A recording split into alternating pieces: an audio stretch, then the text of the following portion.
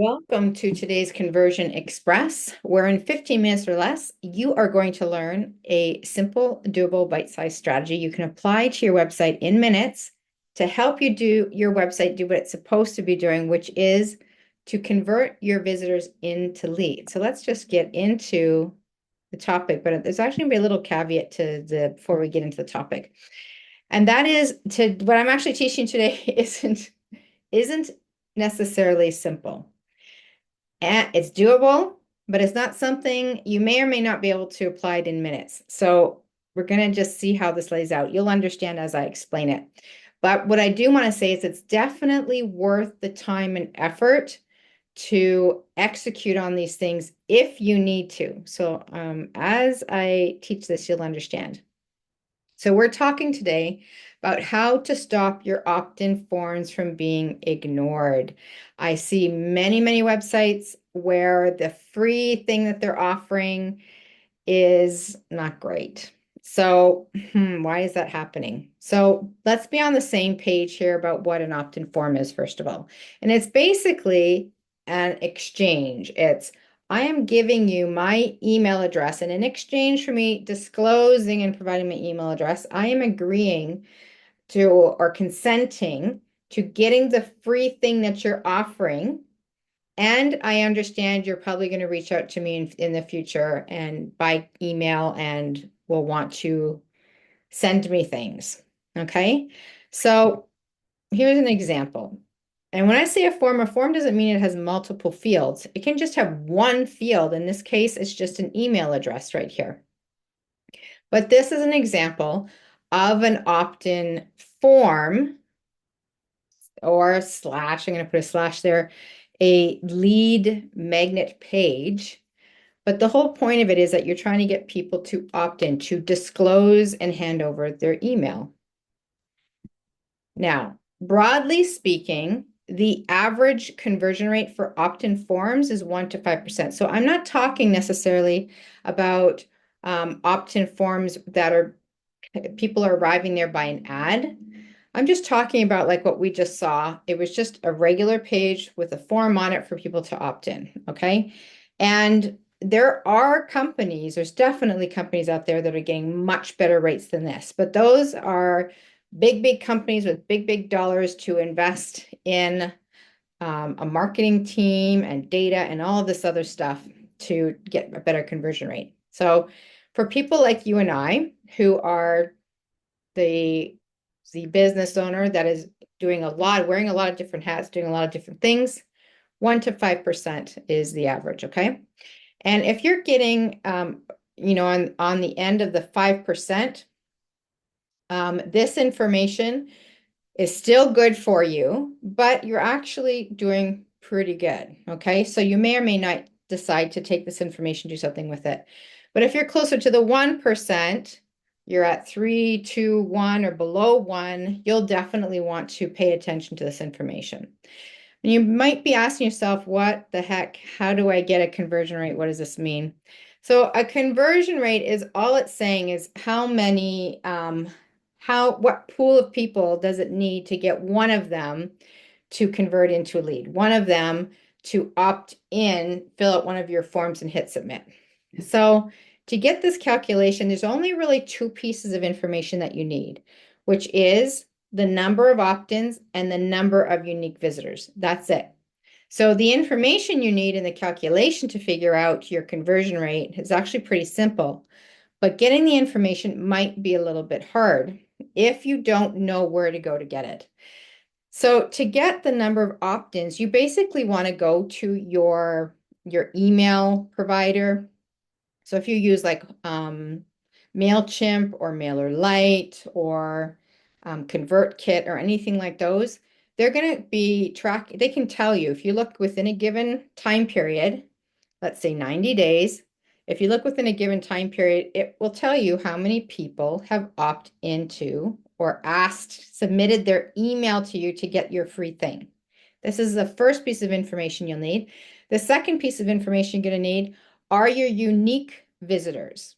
And let me make sure you understand what I mean when I say unique visitors. We do not want to track every single person and our number of visits that have come to your website. That's not what we're looking for, because when you get all the traffic, you get a number for all of your website traffic. That's going to include people who've only visited once and people who've included 10 times. We don't want that number. We just want a number that is at least one visit. Everyone has visited once, at least once. That's all we're looking for, okay? That is called a unique visitor.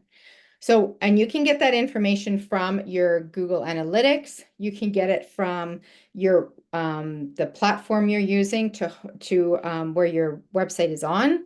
So, for example, like Wix or Squarespace or WordPress, they should have information in there, as will Google Analytics, that will tell you within, for example, 90 days, how many unique visitors came to your site.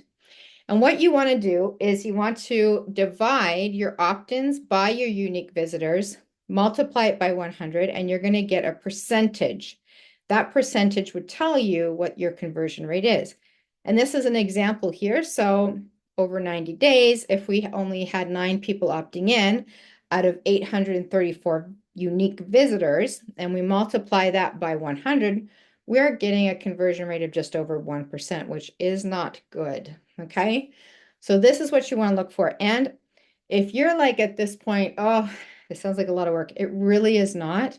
If you don't know where to get this information, I highly recommend you invest or get someone to help you. It should only take about 15 minutes of their time to get this information and get them to show you where to find this information so you can do this anytime you want. Okay, that's important information. And you need to know this information to make a decision about the next thing I'm going to show you. You need to decide, is my conversion rate good enough? Do I want to improve it? Do I need to improve it? And if you're yes to the last two questions, then you need to listen closely. And if you're like, my conversion rate's at 5% or more, you're good. You may or may not want to apply this, okay?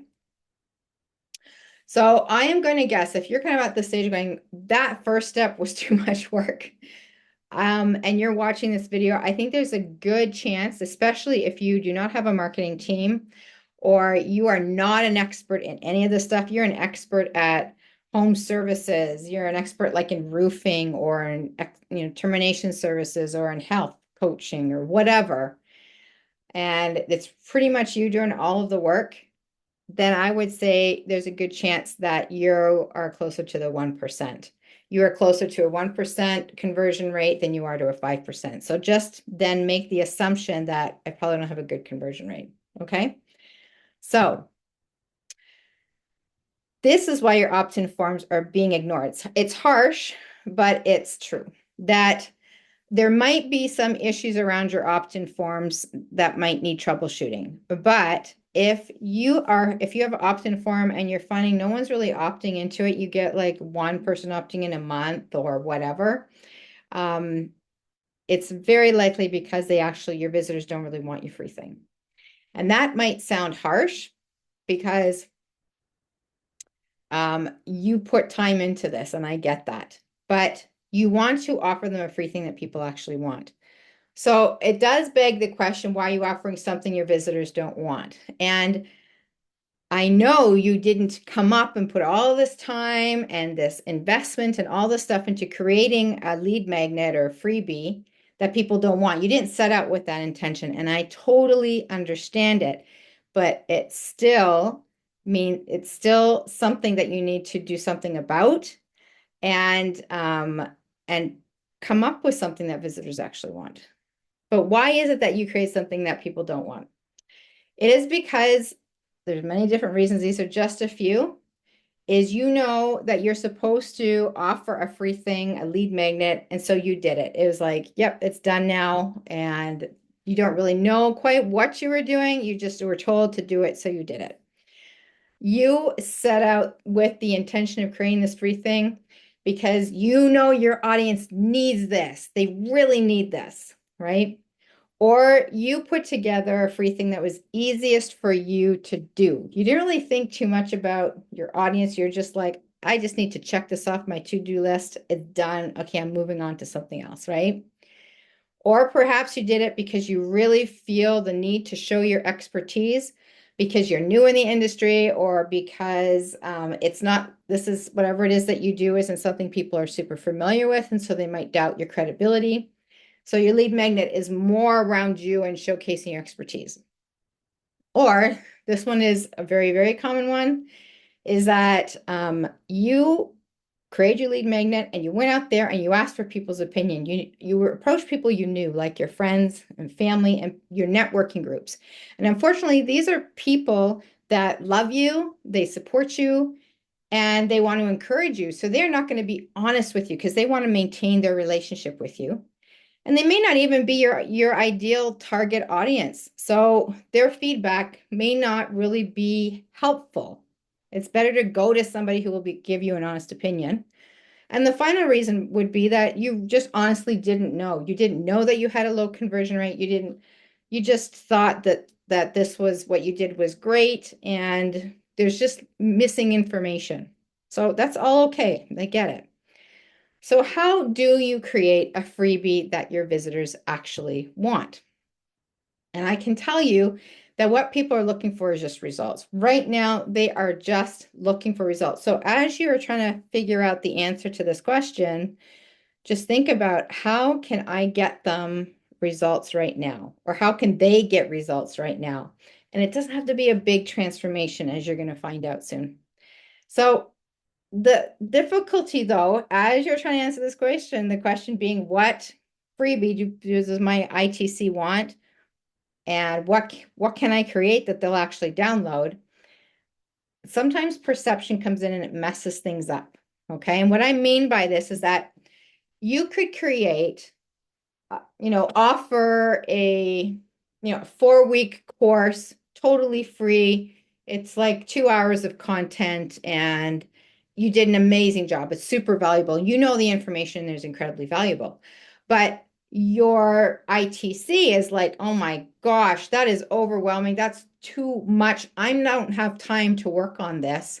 And so in their mind, it's not valuable because it's going to take them too long to get through it to get any results from it or do anything with the information. So the important piece here is that your visitor has to perceive it as valuable, or it doesn't matter how great the content is to you, your email list isn't going to grow or will grow very, very little. So higher actual value doesn't necessarily equate to higher perceived value. But then the opposite also holds true, is that lower actual value doesn't necessarily equate to lower perceived value. You could have a low actual value, but your ITC sees it as high value to them. So just keep that in mind. So there's a formula that you can use to assess what you currently have or using for your lead magnet and create new lead magnets. And this is it.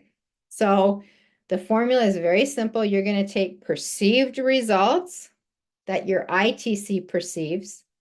You're going to subtract their perception of the investment on their time, on their money, on their emotions, whatever. Okay. Their perceived investment, and that is going to equate to what the value is of your lead magnet.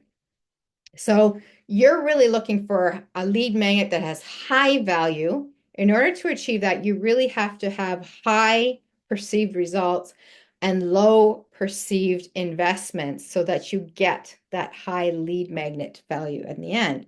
So I'm going to give you an example. So if we were to put all of this perceived results, perceived investment, and lead magnet value on a scale of 1 to 10, with 1 being really low and 10 being really high, and we have a lead magnet where people give it a perceived value of 9, a perceived investment of 2, that means your lead magnet value is around 7, which is not bad, okay?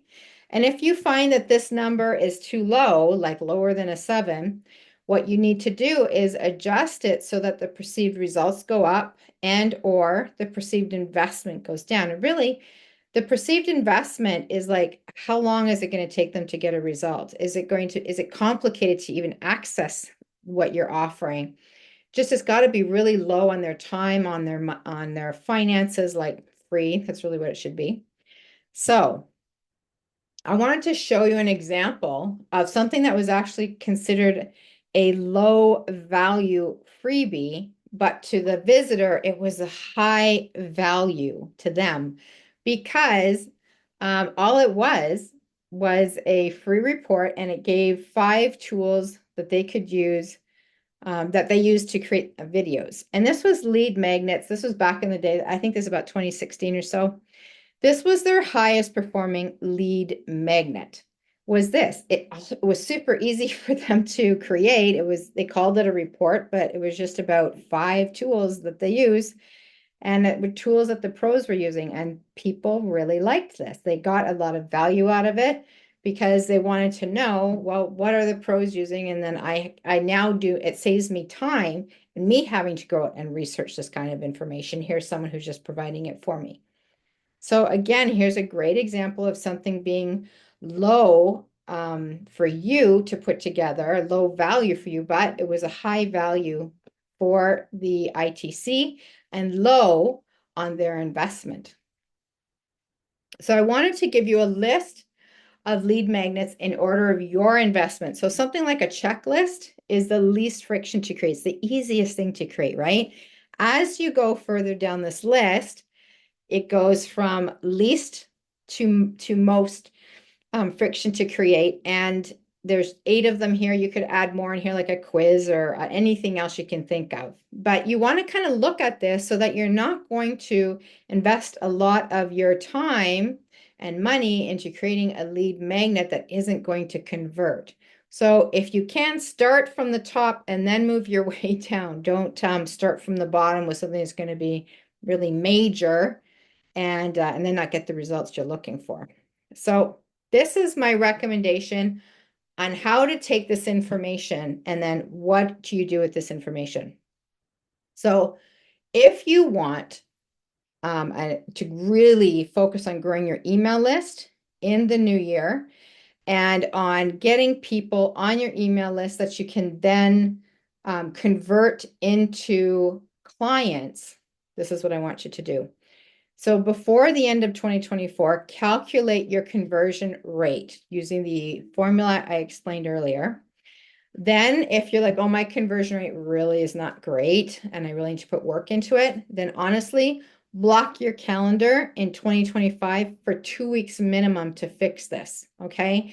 And when I say block, I seriously mean block time on your calendar and make sure that anything that you do or would have to do during that 2-week period, you try and get it done sooner so you can make sure you're free to focus on this one thing for that 2 weeks, get it fixed so you get a much better lead magnet that's going to help people to opt in. Then assess what you currently have, your current lead magnet with this formula, with perceived results minus perceived investment to get your lead magnet value. And if you're not really sure how to go about this, first of all, you could try doing it yourself and kind of really thinking it from the standpoint of your ITC. Would they see this as valuable? Not whether or not you think it's valuable, because honestly, what you think doesn't matter. It's what the potential customer thinks. Now, if you're not sure or comfortable doing that, then just ask some past or current clients and just ask them what they think of this. But try and get them to be honest with you. That's the big thing. Or you could ask someone that you trust that you know is going to be honest with you and isn't going to try and make you feel good about yourself. Okay, that is not what we're going for, because then it's hard to fix anything if you don't get real honest information. So you want to do this part because you want to find out exactly where do you stand with your lead magnet. How useful is it?